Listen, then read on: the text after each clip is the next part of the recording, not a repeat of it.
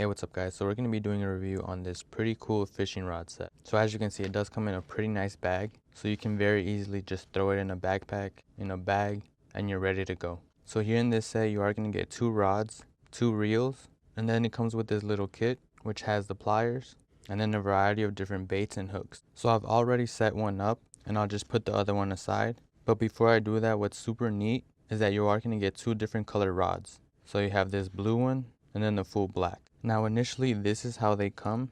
You have the reel on the left and then you just have this nut on the right. But because I am left-handed, I did go ahead and swap this out and it was super easy to flip over. Now one thing that I did notice is that this nut was initially on this other side and it did have bearing grease. Whereas where this side was at, which was on this side, there was none. So when flipping it over, I did go ahead and install some bearing grease before installing the screwed on nut. You can easily just use some sort of waterproof bearing grease and you're all good.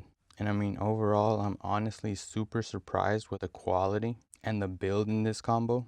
And the fact that you have 2 is really a no-brainer. Highly recommend it.